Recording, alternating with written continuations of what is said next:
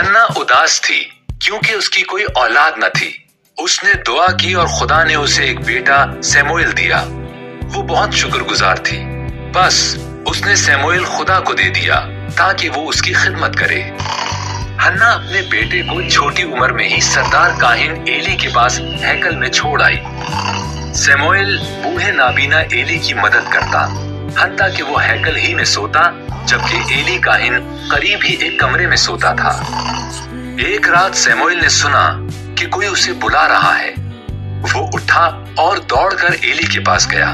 उसने कहा, मैं हाजिर हूँ, मैंने तो तुम्हें नहीं बुलाया। जाओ, वापस जाकर सो जाओ। सैमुएल वापस अपने बिस्तर पर आ गया। उसने दोबारा अपना नाम सुना। वो फिर भागकर एली के पास गया। मैं हाजिर हूँ। एली नींद के आलम में बोला, मैंने तो तुम्हें नहीं बुलाया, वापस जाओ और सो जाओ। जब तीसरी बार सैमुएल ने आवाज सुनी तो एली ने कहा कि ये खुदावंद था। अगर वो दोबारा बुलाए तो कहना, ऐ खुदावंद, फरमा, तेरा बंदा सुनता है। बस सैमुएल ने ऐसा ही किया। खुदा ने कहा, सैमुएल, क्या तुम मेरे नबी बनोगे और फर्मा बरदारी से मेरे लोगों को मेरा पैगाम दोगे? सैमुएल ने कहा, मैं करूंगा। वो बूढ़ा होकर भी ऐसा ही करता रहा। लोगों से भर गई थी, लेकिन लोगों ने इस कदर गुनाह शुरू कर दिए कि खुदा को उन्हें बनाने का बहुत दुख हुआ। उसने तमाम लोगों का खात्मा करने के लिए एक सैलाब भेजने का फैसला किया। नूह नाम एक शख्स था जो दूसरे लोगों जैसा न था।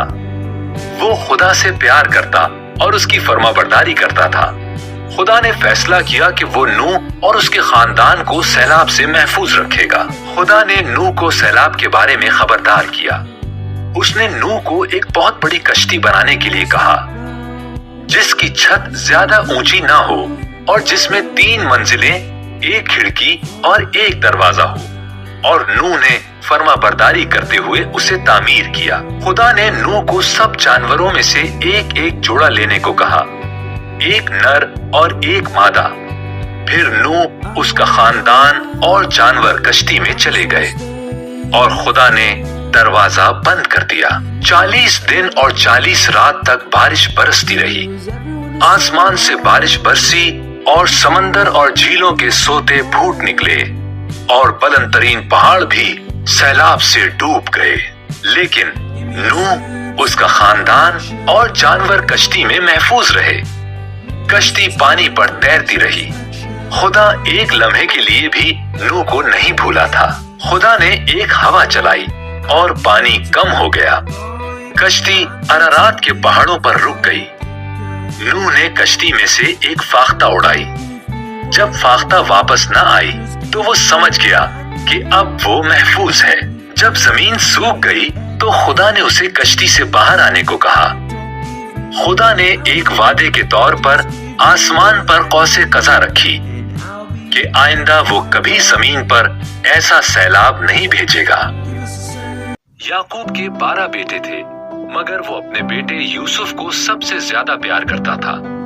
उसने यूसुफ को एक खास खूबसूरत और रंग बिरंगा चोगा दिया था, जिसकी वजह से यूसुफ के भाई उससे हसद करते थे। वो उससे नफरत करते थे। यूसुफ ने बड़े खास ख्वाब भी देखे। उसने कहा, मैंने ख्वाब में देखा कि हम गंदुम के पूले बांध रहे हैं और तुम्हारे पूलों ने मेरे पूले को सजदा किया है। तब यूसुफ के भाई उससे और भी ज्यादा नफरत करने लगे। यूसुफ ने एक और ख्वाब देखा, सूरज, चांद और 11 सितारों ने मुझे सजदा किया है। ये सुनकर उसके बाप और भाइयों को गुस्सा आया। तुम्हारा मतलब है तुम हम पर हुकूमत करोगे? एक दिन यूसुफ के भाई खेतों में भेड़ें चराने गए। उन्होंने देखा कि वो उससे मिलने को आ रहा है। उन्होंने मंसूबा बनाया कि वो उसे कत्ल करके उसके ख्वाबों का खात्मा कर देंगे। रोबन ने कहा, अपने ही भाई को मारना दुरुस्त नहीं, हम इसे इस खाली कुएं में फेंक देते हैं। उन्होंने उसका खास चोगा उतारा और उसे कुएं में फेंक दिया। इस्माइलियों का एक तिजारती काफिला मिस्र को जाते हुए वहां से गुजरा। यहूदा ने मशवरा दिया, हम यूसुफ को इनके हाथ बेच देते हैं। बस यूसुफ को चांदी के 20 सिक्कों में बेच दिया गया। भाइयों ने यूसुफ के चोगे को बकरी के खून में डुबोया और याकूब को दिखाया। वो रोने लगा, मेरा बेटा मर गया है। इसी दौरान यूसुफ को मिस्र ले जाया गया, लेकिन खुदा यूसुफ के साथ था। मिस्र में इस्माइलियों ने यूसुफ को फिरौन के एक सरदार पोतीफार के हाथ बेच दिया। खुदा ने यूसुफ को बरकत दी और उसे कामयाब किया। पोतीफार ने यूसुफ को अपने पूरे घर का मुख्तार बना दिया। बिलाल, पता है मैंने आज खुदा ने इब्राहिम से एक बेटे का वादा किया था, जिसकी नस्ल से दुनिया की तमाम कौमें बरकत पाएंगी। मगर इब्राहिम और उसकी बीवी सारा इतने बूढ़े थे कि वो औलाद पैदा न कर सकते थे। 20 साल गुजर गए। इब्राहिम अभी तक खुदा के वादे पर ईमान रखता था। जब उसकी उम्र 100 साल और सारा की उम्र 90 साल हुई, तो खुदा ने उन्हें अपने वादा की याद दहानी करवाई कि सारा के औलाद पैदा होगी। जब उनका बेटा पैदा हुआ, तो सारा इस कदर खुश थी कि उसने कहा, खुदा ने मुझे हंसाया।